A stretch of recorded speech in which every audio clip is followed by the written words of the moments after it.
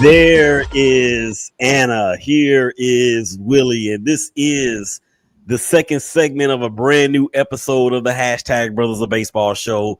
Courtesy, of course, exclusively presented by the BGC Sports Network and powered by the ShakeBack Media Group.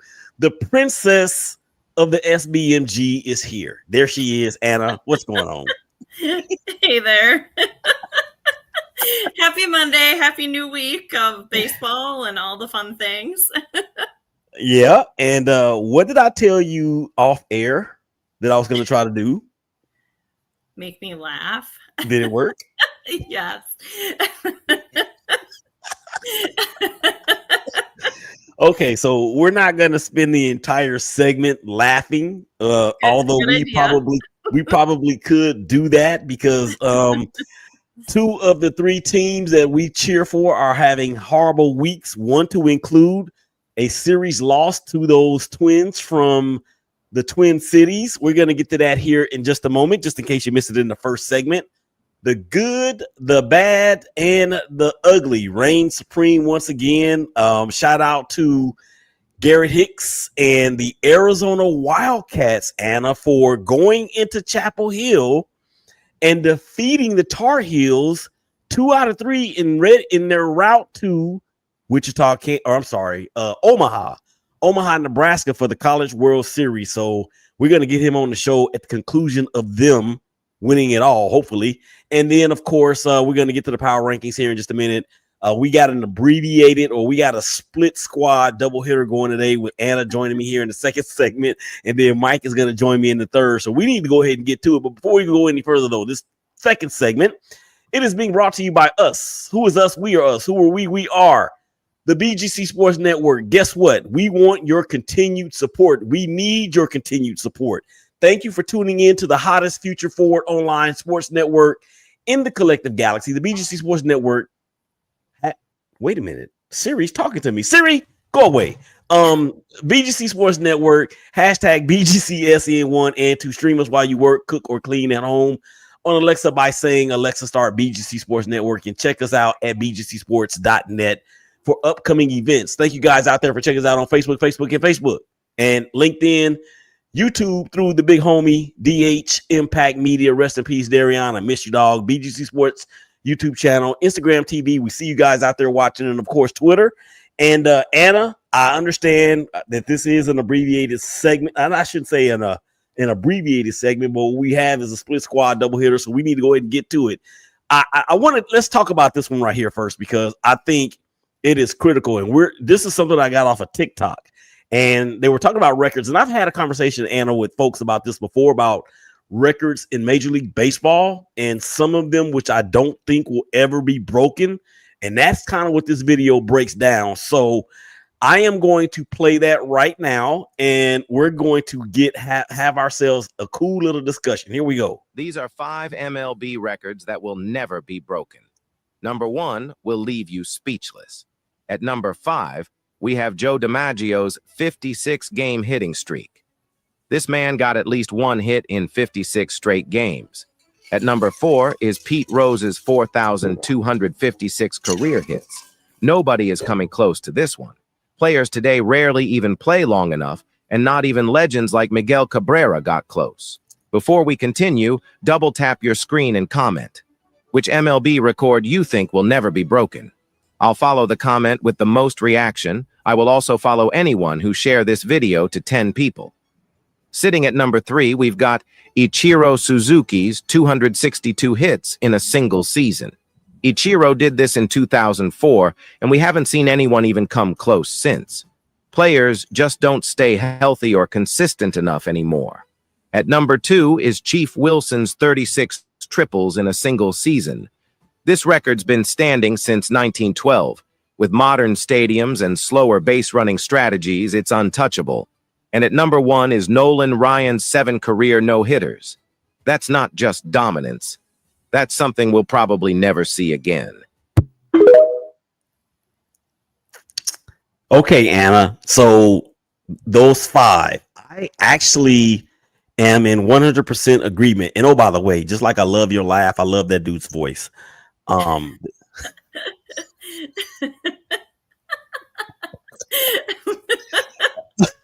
Okay, I said no more laughing in the I'm segment, sorry. Anna. That's a tough one. Yeah. So the triples, I didn't even know about that one. I don't know about you, but which one of these records stands out to you as the one that we probably won't see broken in our lifetime? Or, and then B, which one of these, if any, do you think anybody will come close to getting to? Let's start with the first one, the one that you don't think is going to be touched. I mean, I agree with the video actually about the 7 career no-hitters. I just think the way that the game is played, the way that pitchers are pitched, the attitude that, you know, managers and the analytics departments have, it's almost impossible. You know, I feel like, you know, we get a couple a year, but it's just rare. I mean, I don't think there's enough like people going that long. And, you know, I mean, someone always ends up breaking it up, or something that was an error gets called a hit, you know, after they think about it for a couple innings. So I just don't see that one probably ever being broken. Mm-hmm.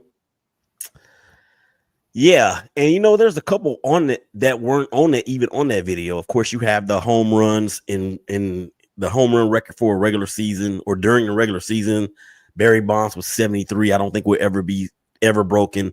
And then, however you feel about Barry as a player and what he did or was allegedly done, I'm not going to go there to that part of the conversation. But he does have 755 home runs, and I don't think that's going to ever be broken. So. Oh, by the way, you have a fan. Hey, Anna. Hi, Brent. Thanks for tuning in. Yes, thank you, Brent. And you can say, hey, Willie, too. I mean, it is 2 of us on the screen, Brent. But it's I understand that most people are here to see Anna and hear Anna and not me. So don't just take that with a grain of salt. Okay, so the record that you think that has a chance, I mean, if it's a 1% chance or a 50% chance or 0.11% chance, which one of those do you think will or has an opportunity to be broken? I wonder if maybe the triples one has a chance, only because there's some pretty fast players, and if they could put it together, you know, offensively, maybe there's a shot. That's the only one. I mean, these other ones to me seem so out of reach. This one's probably even out of reach. I mean, 36 is a lot of triples. I'd be curious to know, you know, like what the most triples was last year at the end of the season. I should have looked that up, because that would make a difference too. I feel like there's probably a slim chance, but I lean that one, I guess, since you're making me pick one. Yeah. I hear you. And just to kind of go back a little bit, last year's triples winner or leader, there was a tie with 14 by Corbin Carroll from Arizona and Jarren Duran from the Red Sox.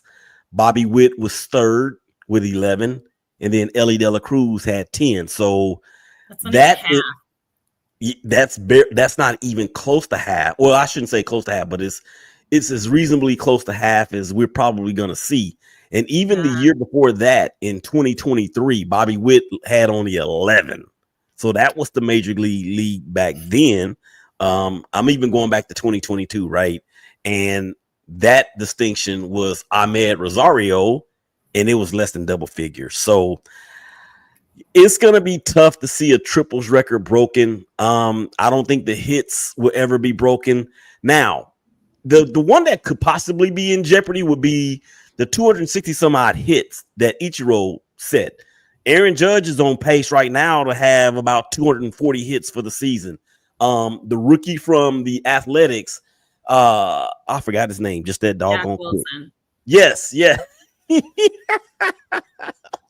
He's on pace to actually shatter that record for a rookie. And let's just get right into it now, because I thought that was fun. Let's just go ahead and get right into the the week that was, because it does involve your Twins and it involves my Athletics. And as I said, you guys took 3 out of 4 from us. I don't think anybody was surprised. Your feeling about that after or before dropping 2 or 3 at home to the Blue Jays. Now, I put it out there and even said I wanted us to take 2 or 3 from the Blue Jays so that we wouldn't just win one. But, man, just to start off with the Blue Jays, they're playing tough. I mean, I'm so glad that, we won the last game of the series, the Sunday game. My dad was at that game. I told him that he was obviously good luck. They played close. I think I saw a lot of, and I mean, these weren't blowouts. They were, real close games. And it felt to me really similar to the, Mariners series where the teams are just pretty closely matched. The Blue Jays pitching has some opportunities, but, so does the Twins pitching apparently. And, we have 2 starters that are now on the injured list. That makes things a little bit tougher. But the Jays series, at least we won 1. Mm-hmm. The Athletics, I'm surprised. Offensively, there's so much going there, but the pitching is crazy. And the ballpark is crazy, by the way. A few weeks ago when the Twins played, the Rays, I said I couldn't wait to get out of there. I couldn't wait to get out of Sacramento.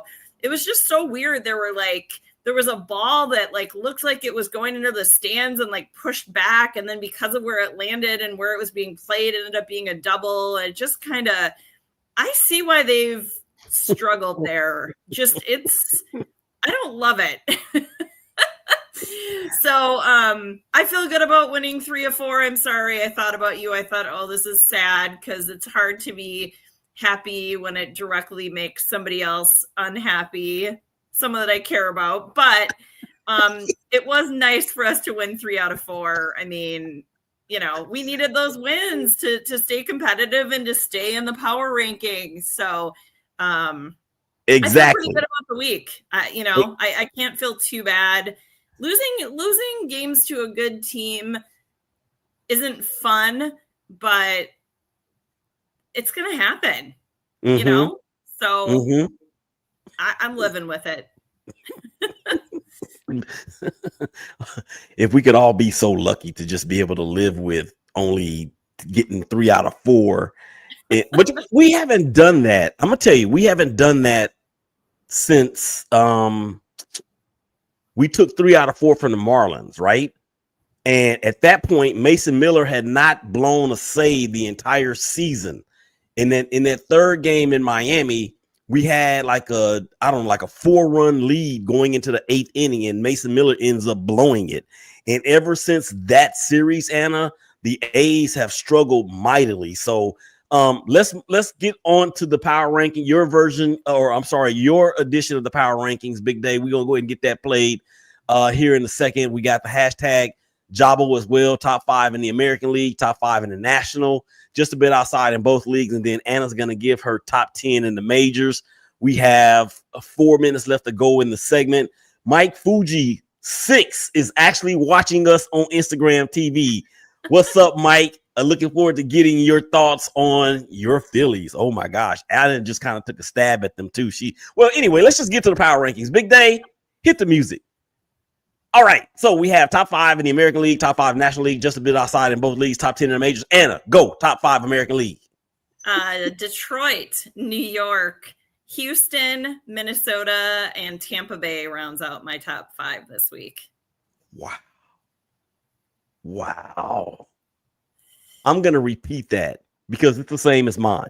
Tampa, Minnesota, Houston, New York, and then Detroit. That's the American League. You're just a bit outside. Your hashtag Jabo in the AL. I have Toronto, Cleveland, Kansas City, and Seattle. Toronto, Cleveland, Kansas City, and Seattle. Okay. I actually have Kansas City, Cleveland, Seattle, and Boston, and Toronto. Can't have Toronto in there after what they just did. And they've been playing some very good baseball lately. Okay. Top 5 in the National League. Go. Okay, Mike, I'm sorry. I have Mets, Cubs, Dodgers, Padres, Giants. Okay, I'm going to repeat that because it is the exact same thing that I have. I have the same thing, the Giants, the Padres, the Dodgers, the Cubs, and the Mets. All right, you're just a bit outside in the National League, Anna. What you got there? I have the Phillies, so there you go, Mike. They're still hanging around, and then the Cardinals and the Brewers.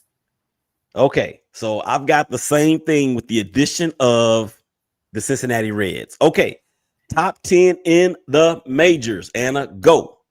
I have Detroit, the Mets, the Cubs, the Dodgers, the Yankees, the Padres, the Giants, the Twins, and the Rays.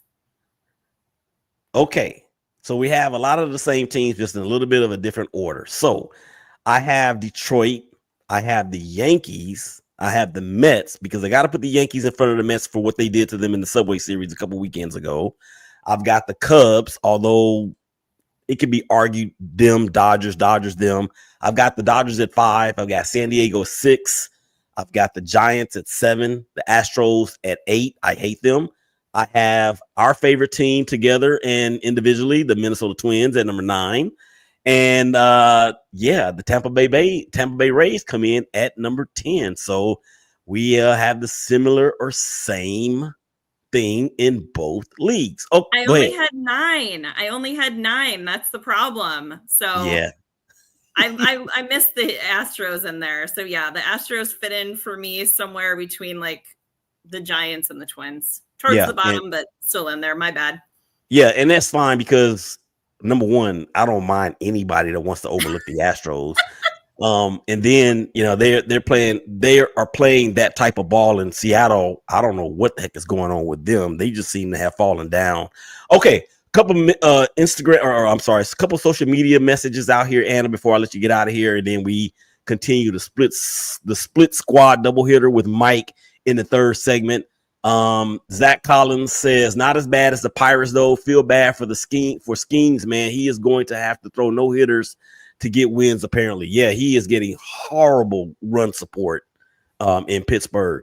Zach also says Boston looked very good against New York. Yes, they did. They did two out of 3 from the Yankees. Aaron Judge hits his 23rd homer of the year in the final matchup on Sunday Night Baseball. And then Zach also says, is it me or is the NL just loaded this year compared to the AL?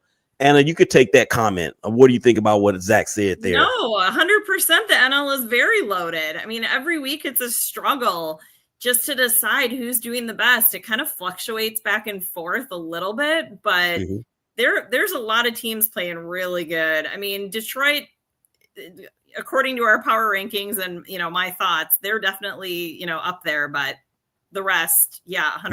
Yeah. All right, so that's going to do it for the second segment. Make sure y'all come on back. Mike will be joining us. Anna's got to bounce. We appreciate her, of course. Willie Epting Jr., #BrothersBaseball Show. Anna, Mike, y'all come back and holler at us.